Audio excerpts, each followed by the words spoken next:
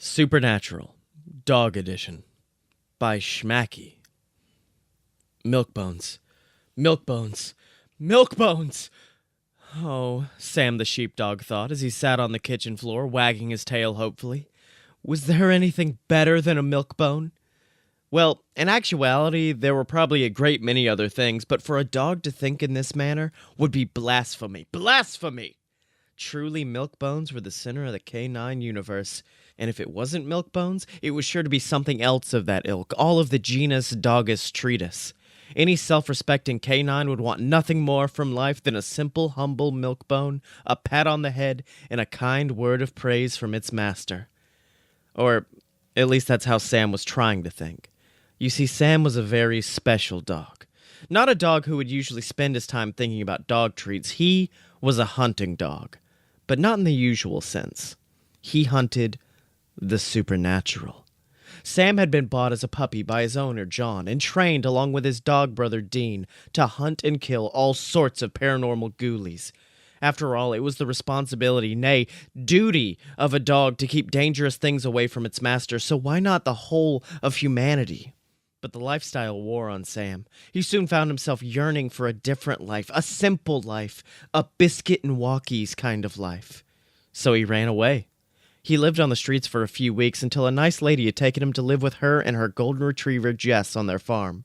Sam had been with them for a few months, and he was happy there. What dog wouldn't? He got lots of attention, walks, the coveted milk bones, and even a dog girlfriend. Of course, she was spayed, but he loved her enough to overlook this minor detail. He was happy.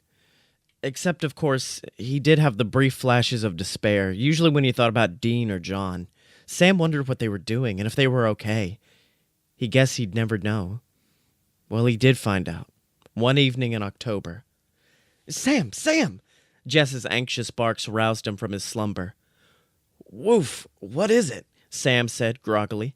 Jess's teeth were rough and insistent as she tugged on his collar. Arf, arf! There's someone downstairs! What? Sam shook his shaggy fur out of his eyes. I heard something. Go down and check. Woof. Sam was going to say he wasn't a watchdog, for God's sake, but with a sigh he guessed he better. Okay, sit, stay. Good girl. He left Jess sitting nervously on the plush dog bed as he went to go greet their intruder. Sam approached the kitchen carefully, quietly. Indeed, he could hear noises. And he could smell something rank. In fact, it smelled a lot like... No. Sam shook that thought from his head. He peeked around the corner in a rather endearing way. Yes, there was someone there, and they were eating his milk bones? All right, you son of a bitch, stop that right now. Ruff, ruff, Sam shouted, not realizing the rather humorous irony of his own words. He batted the thief aside with a large paw. Whoa, arf! Fuck, ow! It's me, you fuckhead! The small yellow corgi barked, knocking his head on the floor. Dean? Sam asked in disbelief. Woof, what are you doing here? How'd you find me? How'd you get in? I followed your scent, dumbass. Bark. I also asked around, and your doggy door was locked. Arf, arf, woof. Listen, I need your help, Dean said, running the sentence together. He seemed scared, Sam noted. Why? What do you need? Does it have to do something with Dad? The endearment slipped out by accident. Sam was surprised at himself. Yes, Sam, he's missing. You need to help me find him. Dean lifted a stubby little leg to emphasize his point. Come on, let's go. Sam was stunned. What? No, Dean, I can't do that. I have a life now, here. Woof. Oh, for fuck's sake, just come and it'll make it easier on us all, bro. Dean snapped angrily. Oh, all right, Sam answered somewhat regretfully. I should say goodbye to my dog girlfriend, though. Arf.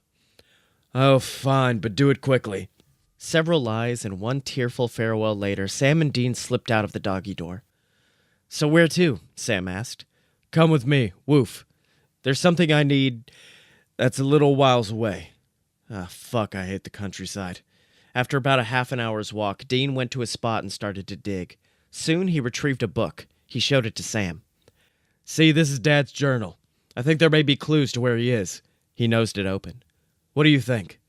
Sam looked at the pages. I don't know, Dean. I can't read. Dean was furious. What? What do you mean you can't read? I was pinning all my hopes on you being able to read. Fuck! Dean flung the diary a few feet away in rage. Then he sat down, sulking. After a brief pause, Sam nervously inquired, Can you read, Dean? What? No, of course not. I'm a fucking dog, Sammy. Bark, bark. Okay. Another pause. So I guess we're back at square one, yeah? Yeah, Dean muttered sadly, but then he perked up. But hey, we're dogs, arf. We're good at smelling and all that shit. We could track him down that way.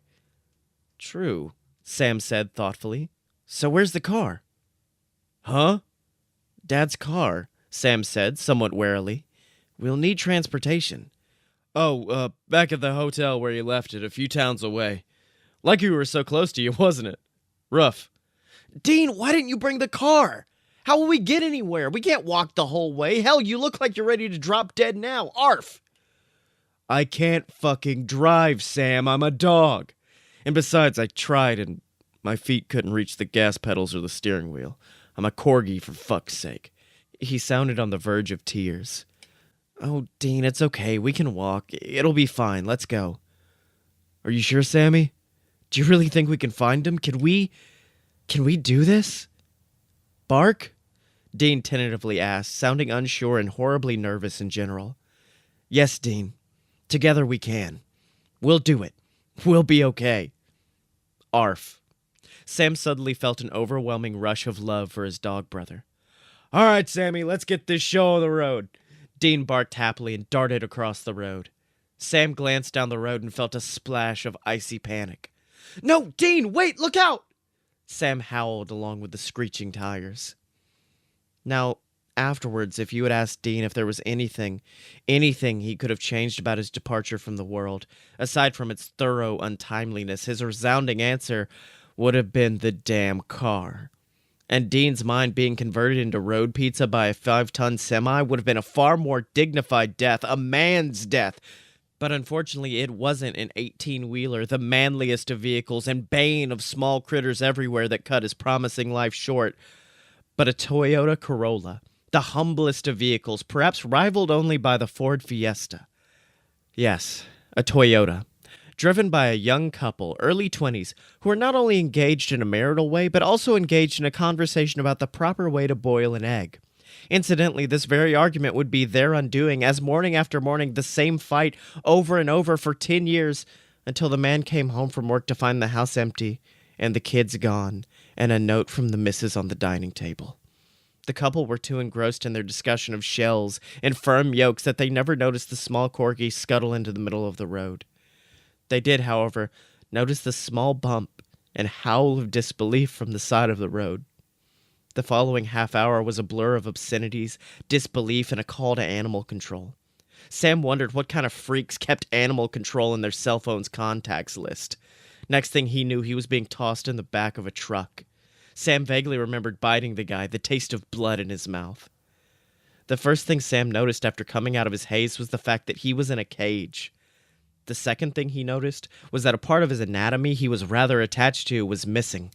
He let out another yowl of despair.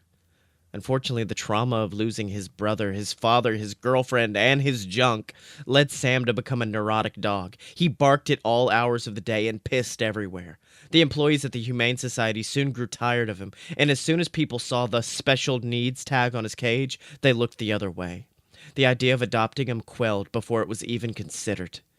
Sadly, after 3 long months at that shelter, Sam was put to be euthanized, or, in softer, more childish terms, put to sleep. Looks like dogs aren't cut out for the supernatural after all.